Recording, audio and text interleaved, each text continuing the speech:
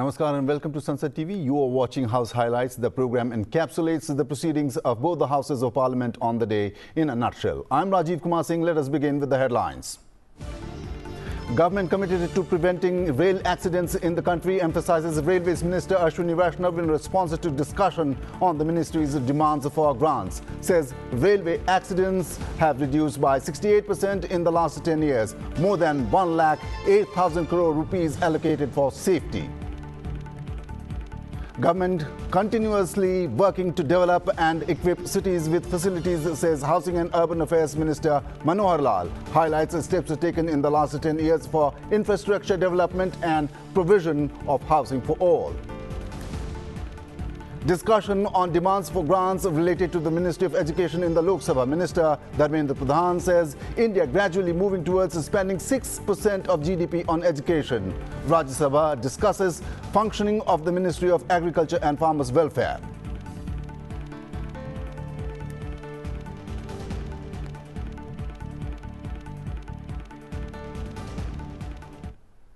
Now news from the lower house, Lok Sabha.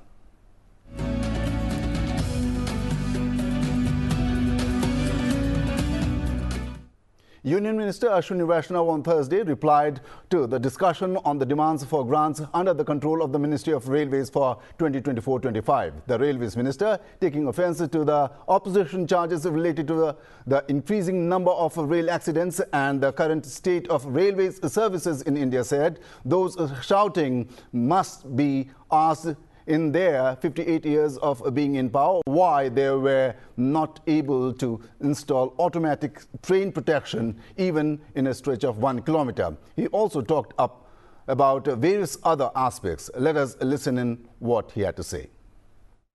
माननीय अध्यक्ष जी, railway साधारण मानवी की सवारी है। गरीब से गरीब व्यक्ति भी आज रेलवे के कारण, रेलवे के द्वारा एक लंबी दूरी की यात्रा कम पैसे में कर पाता है। मिडिल क्लास के लिए सवारी है ये, और साधारण से साधारण नागरिक की ये सवारी है। भी पॉइंट आए जो जनरल कोच के लिए जो डिमांड बढ़ रही है, क्योंकि यात्रा के लिए जो डिमांड बढ़ रही है ओवरऑल, उसमें उसको ध्यान में रखते हुए अभी अगले कुछ ही महीनों में करीब 2,500 एक्स्ट्रा जनरल कोचेस के प्रोडक्शन का काम हाथ में लिया गया है। और जो स्टैंडर्ड कॉम्पोजिशन है जिसमें हर मेल एक्सप्रेस में मिनिमम 4 जनरल कोच रहेंगे, वो कॉम्पोजिशन बहुत जल्दी सब सारी की सारी मेल एक्सप्रेस ट्रेन्स में हो जाएगा। माननीय अध्यक्ष जी, प्रधानमंत्री श्री नरेंद्र मोदी जी ने एक ऐसी ट्रेन की कल्पना की जो कि वर्ल्ड क्लास फैसिलिटीज़ हो, अच्छी से अच्छी फैसिलिटीज़ हो, लेकिन वो कम से कम कॉस्ट में लोगों को यात्रा करा सके। अमृत भारत ट्रेन, ये 2 अमृत भारत ट्रेन इनॉग्रेशन हुई है माननीय प्रधानमंत्री जी के हाथों से। अयोध्या जी धाम पर हम लोग प्रेजेंट थे सबके सब। अयोध्या जी धाम से ये दोनों ट्रेन्स चली। पहली ट्रेन चली मालदा से बेंगलुरु के लिए और दूसरी ट्रेन चली दरभंगा से दिल्ली के लिए। माननीय अध्यक्ष जी, मैं बहुत हर्ष के साथ आपके सामने ये विषय रखना चाहूँगा कि ये दोनों ट्रेन्स, जिसमें 22 कोच में से आधे स्लीपर है और आधे जनरल कैटेगरी के कोचेज़ हैं, जनरल कोच हैं, इन दोनों ट्रेन्स में जो फैसिलिटीज़ हैं वो हर तरह से पिछली जितने भी सरकारों का आप हिसाब देख लें उन सब से कई गुने बेटर है। और दोनों की दोनों ट्रेन्स इतनी पॉपुलर है कि करीब 5-6 महीने की टेस्टिंग के बाद में आज मैं हर्ष के साथ आपके सामने रखना चाहूँगा, माननीय प्रधानमंत्री जी ने 50 और अमृत ट्रेन के मैन्युफैक्चरिंग का निर्णय लिया है।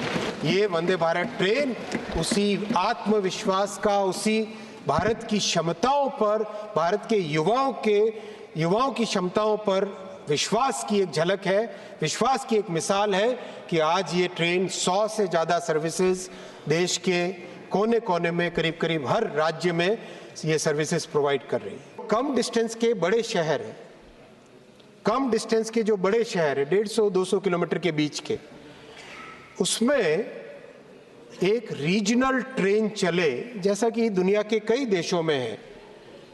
इसके लिए वंदे मेट्रो डिज़ाइन की गई है और पहली गाड़ी डिज़ाइन होने के बाद में कपूरथला फैक्ट्री से निकल चुकी है।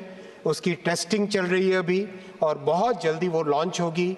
और वंदे मेट्रो भी आप देखेंगे अमृत भारत और वंदे भारत ट्रेन्स की तरह ये एक ऐसी सर्विस होगी माननीय अध्यक्ष जी जो भारत में यात्रियों के लिए एक नया वरदान साबित होगी। माननीय अध्यक्ष जी, साथ ही साथ लंबी दूरी की ट्रैवल के लिए 1000 किलोमीटर 700 किलोमीटर से ज़्यादा की ट्रैवल के लिए वंदे स्लीपर का भी डिज़ाइन किया गया है और बहुत ही बारीकी से डिज़ाइन के हर फीचर को ध्यान में रख के इस ट्रेन का डिज़ाइन किया गया है। पहली ट्रेन मैन्युफैक्चरिंग हो गई है और उसका टेस्टिंग का काम चल रहा है। अनफॉर्चुनेटली एंटी कोलिजन डिवाइसेस का कोई सेफ्टी सर्टिफिकेशन था ही नहीं और लगाने के बाद में करीब करीब 7 साल तक उसको सुधारने की कोशिश की गई, लेकिन 2012 में उसको फेल घोषित करके उसको अबैंडन कर दिया गया था। मैं इसमें कोई राजनीति की बात नहीं करना चाहता। ये काम करने की जो पद्धति है, रेलवे जैसी इंपॉर्टेंट सिस्टम को जो फोकस देना चाहिए वो फोकस नहीं था और वो फोकस आज है। ये मैं स्पष्ट तौर पे रखना चाहूँगा। After the demands for grants under the Ministry of Railways was passed by the Lok Sabha, discussion began on demands for grants under the control of Ministry of Education for 24-25. Members from across the party lines took part in the discussion. In 2013-14, the budget of the Higher Education Department was only 26,750 crores. For a country as large as ours. Today, 10 years since, the Education Ministry's budget has increased by 78% under Narendra Modi government, and it is 47,619 crores. India is the world's most populous young country. 650 million young people in India are in the age group of 18 to 35. What is the size of this 650 million? If you understand it in terms of the population of the United States, the population of young people in India in the age group of 18 to 35 is 2 times more than the total population of United States of America. That's the amount of young people that we have to empower, upskill, educate, and provide employment opportunities with. Integrating social and emotional learning into the Indian curriculum and encouraging alternative education models is critical because we're seeing mental health challenges grow across the country, and I think that support is essential for our education to change. Giving more support to repairs and maintenance, I see that government institutions are suffering from lack of repairs and maintenance budgets. And lastly, and most importantly, I'd like to request for a budget on research on how outcomes of school education, outcome of higher educations are changing, what's happening, our government school students going to colleges, our college students getting jobs. We need to track them maybe via the Aadhaar, create a national database, and change the way we invest money into education, because with the advent of AI, with the advent of technology around the world, the jobs are changing and our education system doesn't seem to be equipped enough to face those changes. I request the Center to invest into that research and change the way we invest our money for the future. Budget में व्यवस्था किया गया है कि शीर्ष कंपनियों में internship योजना के तहत भारत की शीर्ष कंपनियां 5 सालों में 1 करोड़ युवाओं के कौशल प्रशिक्षण यानी स्किल ट्रेनिंग देगी। 5,000 रुपये मासिक मानदेय के साथ 12 माह की प्रधानमंत्री इंटर्नशिप मिलेगी। सरकार से मेरा आग्रह है कि आज के महंगाई के दौर में यह राशि बहुत कम है, इसे बढ़ाकर 10,000 रुपये मासिक किया जाना चाहिए। महोदय, सरकार ने ऐसा निर्णय लिया है कि कामकाजी महिला छात्रावास स्थापित किए जाएंगे। छात्रावास और क्रेज के जरिए कामकाजी महिलाओं की उच्च भागीदारी को बढ़ावा दिया जाएगा। हमारी सरकार समग्र विकास के राष्ट्रीय सहयोग नीति लाएगी, साथ ही ऋण के लिए वित्तीय सहायता प्रदान करेगी। इस निर्णय का अभिनंदन करते हुए मेरी सरकार से मांग है कि जनजाति बहुल वाल्मीकि नगर संसदीय क्षेत्र के हरनाटाल और बेलसंडी के अलावा रतनपुरवा और कदमावा में थारू और उरांव आदिवासी जनजातियों के महिलाओं के लिए इस तरह के लिए कामकाजी महिला छात्रावास स्थापित किए जाए। आप बताइए, क्या यह सच नहीं है कि जो सेंट्रली फंडेड इंस्टीट्यूशंस हैं, जामिया मिलिया इस्लामिया और अलीगढ़ मुस्लिम यूनिवर्सिटी, भारत का संविधान कहता है कि ये सेंट्रली फंडेड इंस्टीट्यूशंस के अंदर भी हमारे एससी और हमारे एसटी बंधुओं के लिए आरक्षण का प्रावधान रहे। मगर बड़े दुख के साथ मुझे कहना पड़ रहा है, 2011 में जामिया मिलिया इस्लामिया से एससी एसटी स्टूडेंट का आरक्षण कांग्रेस पार्टी ने समाप्त कर दिया। और ठीक उसी प्रकार 1981 में अलीगढ़ मुस्लिम यूनिवर्सिटी से एससी एसटी स्टूडेंट्स का आरक्षण कांग्रेस पार्टी ने मुस्लिम तुष्टीकरण के कारण समाप्त कर दिया। इसके लिए कांग्रेस पार्टी को जवाब देना होगा। आज मैं सुन रहा था, यहां कोई पेपर लीक के विषय में कह रहा था, अरे अपने गिरेबान में झांक के देखो भैया, गिरेबान के अंदर पाप ही पाप भरा हुआ है और आप हमारी तरफ देख रहे हो। नीट के एग्जाम को लेकर सुप्रीम कोर्ट का जजमेंट आया है कुछ दिनों पहले और मैं कांग्रेचुलेशंस कहना चाहूंगा इस सरकार को। बिल्कुल सही तरीके से जो धर्मेंद्र प्रधान जी ने उस दिन यहां पर, आप लोग चिल्ला रहे थे, धर्मेंद्र प्रधान जी ने जो कहा था, इंतजार करिए, we will come out clean on NEET examination. The highest court of this country has buried us. The highest court of this country has given its verdict. Education Minister Dharmendra Pradhan then replied to the discussion. In his reply, the Education Minister highlighted the importance of the new education policy and also said that India is gradually moving towards spending 6% of GDP on education. Let us listen in. शिक्षा के ऊपर हाँ, ये बात सही है, Kothari commission से लेके अभी की राष्ट्रीय नीति तक, शिक्षा नीति तक सभी ने आग्रह किया कि अच्छा होता कि अगर हम जीडीपी के 6% खर्चा करते। इसमें मैं भी स्वीकार करता हूं, मैं उसको समर्थन भी करता हूं। अध्यक्ष जी, 2013-14 में जीडीपी की 3.84 खर्चा होती थी। अभी तक जो लाटेस्ट जीडीपी के खर्चे यानी राज्यों के खर्चे को भी शामिल करना पड़ता है, इसकी कैलकुलेशन ऐसी होती है। जो अभी तक पब्लिक डोमेन में 2021 की एक्चुअल डाटा है, तब तक यानी हमारी सरकार की लगभग 7-8 साल के उपरांत उसकी वे 4.64 है।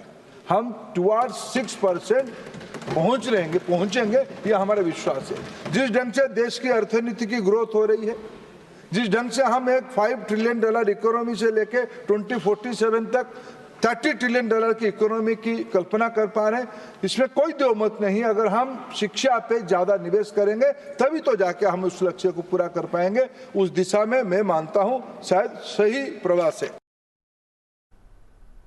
Lok Sabha Speaker Om Birla on Thursday welcomed a delegation led by Speaker of the House of Representatives of Japan, Nukaga Fukishiro. The delegation visited Lok Sabha during the proceedings of the question hour. माननीय सदस्यगण, मुझे अपनी ओर से और सदन के माननीय सदस्यों की ओर से जापान के हाउस ऑफ रिप्रेजेंटेटिव के अध्यक्ष महामहिम श्री नुकागो फुकुशिरो के नेतृत्व में आए जापान के संसदीय शिष्टमंडल के सदस्यों को स्वागत करते प्रसन्नता हो रही है।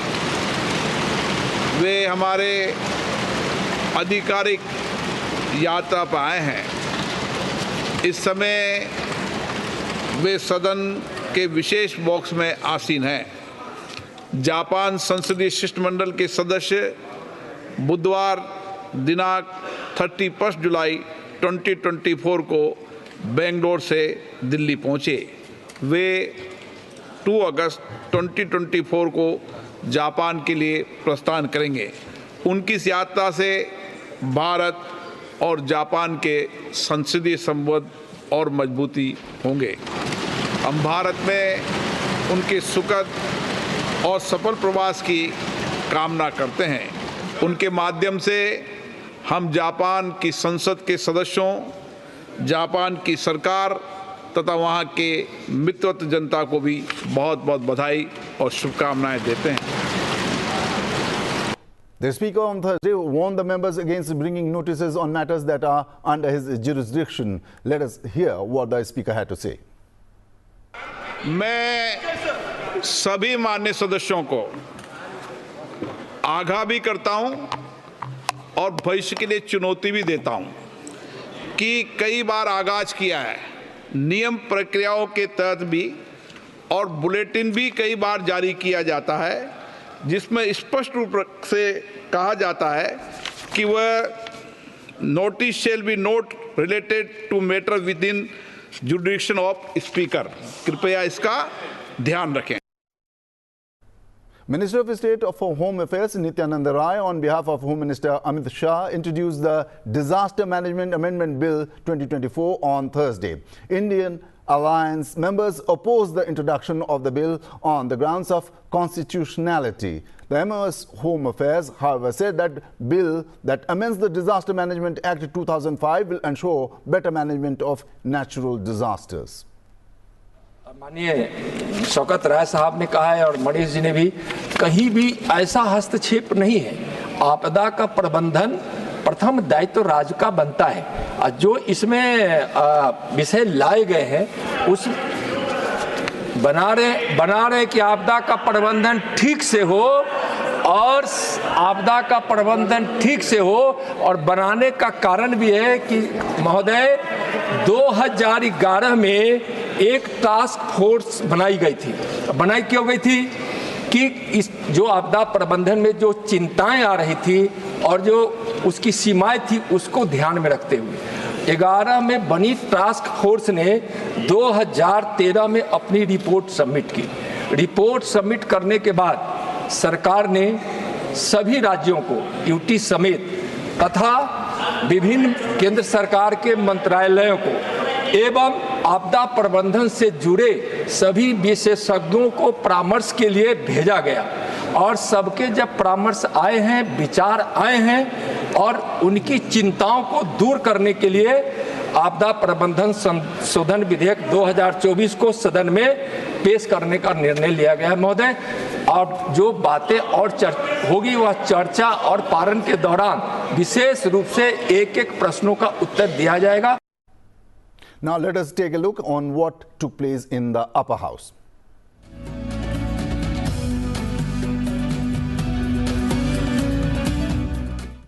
In the Rajya Sabha, a discussion was held on the functioning of the Ministry of Agriculture and Farmers Welfare. Members of the ruling party stated that the NDA government has taken several steps to honor agriculture and farmers since coming to power. Let's hear them.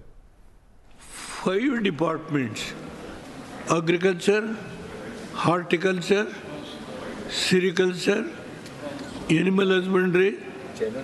Sir, these are the 4-5 departments should come. Fisheries, I know there are 5 ministers handling these departments. These are the departments which are going to help the poor who are suffering on account of vagaries of monsoons. कर्जा माफ किया क्या और हमने कितना किया? 68,000 करोड़ रुपया दे दिया किसानों को। 68,000 करोड़ रुपया।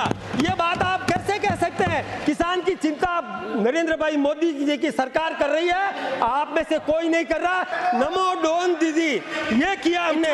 ये नहीं, यूरिया पहले आपके समय में यूरिया कारखानों में काम आता था और हमने नीम कोटेड यूरिया दिया।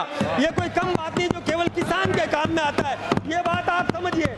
फसल बीमा योजना की बात हुई, उस पर चर्चा नहीं करी। कमियां हैं। अरे भाई, तुम्ही ने फसल बीमा योजना कर दी होती, फसल बीमा योजना क्यों नहीं की? आपने किसान क्रेडिट कार्ड में कितने पैसे दिए?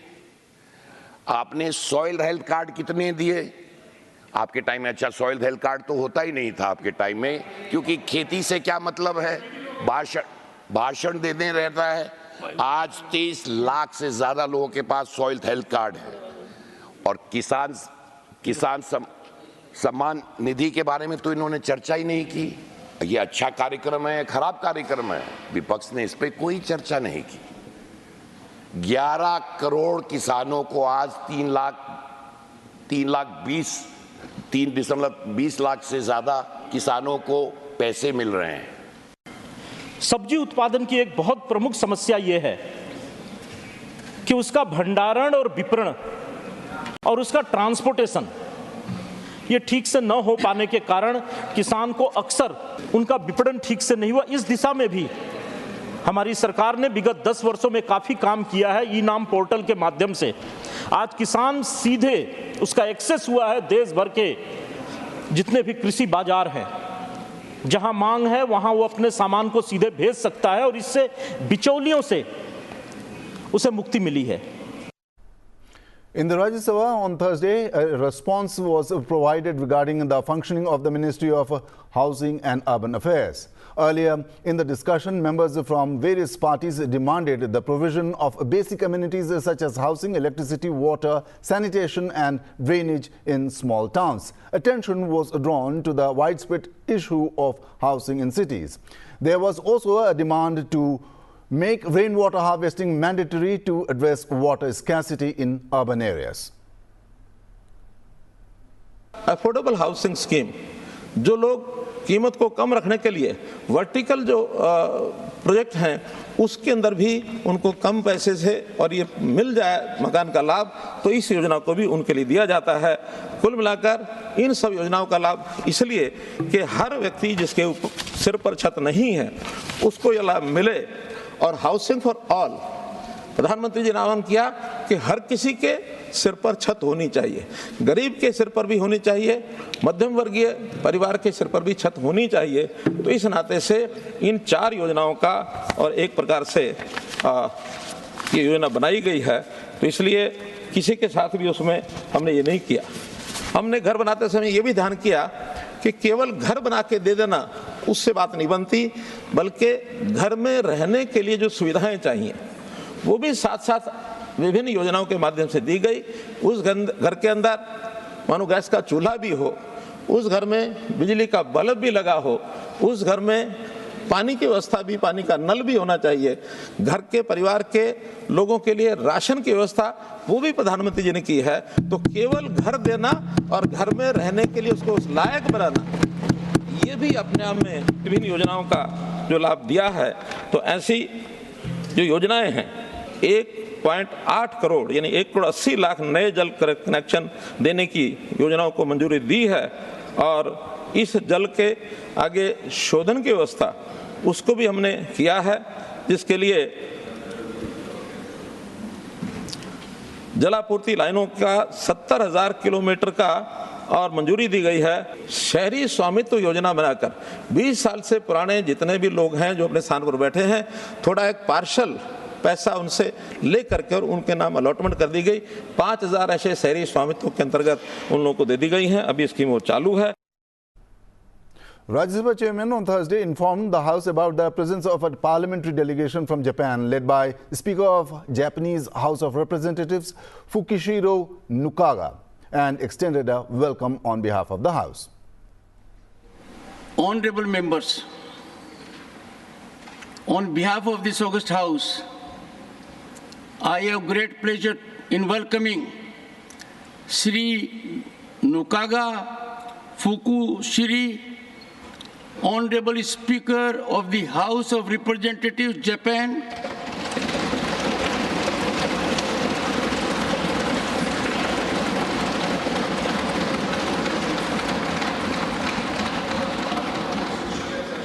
along with the members of his delegation who are on a visit to India as our honored guests.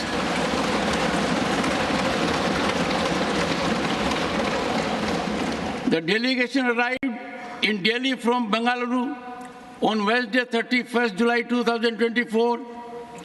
Honorable members, they are seated now in the special box.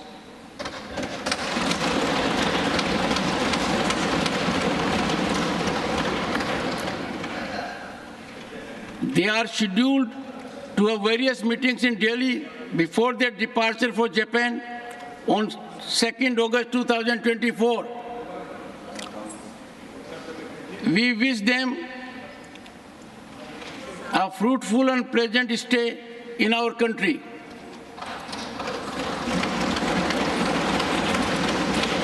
Honorable members, through them, we convey our greetings and best wishes to the members of Parliament of Japan, the government and the friendly people of Japan.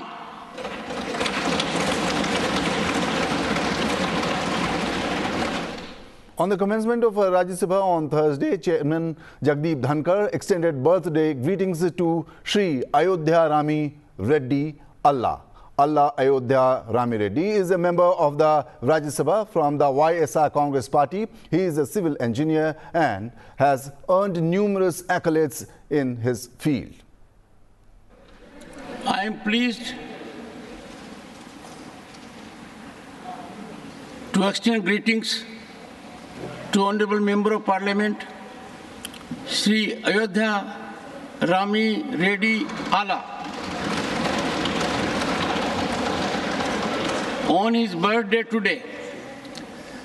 A member of this August House since June 2020, Shri Reddy holds a master's degree in civil engineering from Osmania University and has more than 24 years of experience in the engineering field. He received Engineer of the Year Award from Government of Andhra Pradesh and Institution of Engineers in 2005. His interests include kabaddi, cricket and boxing. That's all we have in House Highlights for the day. Thank you for watching the program. Until next time, keep watching Sunset TV. Goodbye.